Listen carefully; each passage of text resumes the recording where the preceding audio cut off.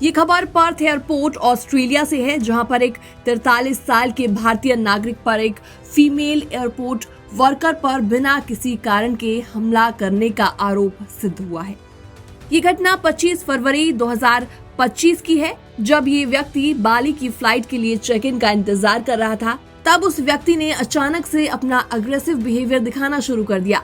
एक female staff member ने उन्हें बताया कि वो यात्रा नहीं कर सकते। इसके बाद आरोपी ने पहले क्षेत्र छोड़ दिया, लेकिन कुछ ही समय के बाद वो वापस आकर चेक इन काउंटर को पार करने लगा और अचानक से उसने कर्मचारी पर हमला बोल दिया।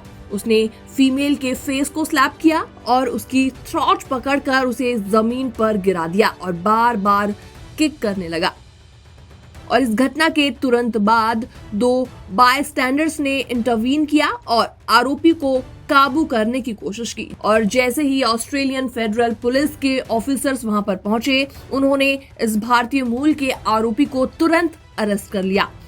और इस दौरान पीड़िता को चोटें भी आई हैं और उन्हें मेडिकल अटेंशन की आवश्यकता पड़ी। 6 मार्च 2025 को आरोपी ने पर्थ मजिस्ट्रेट्स कोर्ट में पेश होकर कॉमन असॉल्ट के आरोप में प्ली दी और उसे क्रिमिनल कोड कॉम्प्लिकेशन एक्ट की धारा 313(1)(b) के तहत दोषी ठहराया गया।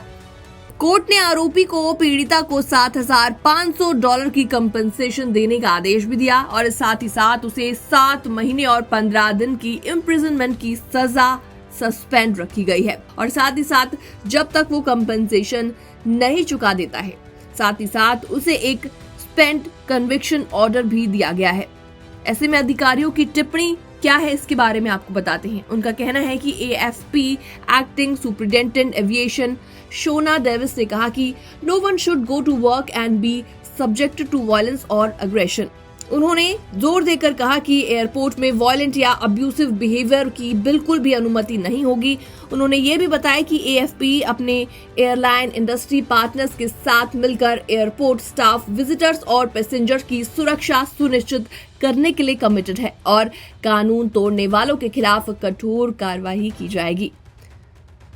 तो ये घटना हमें ये याद दिलाती है कि पब्लिक स्पेसेस, खासतौर पर एयरपोर्ट्स जैसे सेंसिटिव एरियाज में सेफ्टी और रिस्पेक्ट कितनी ज्यादा इंपॉर्टेंट है।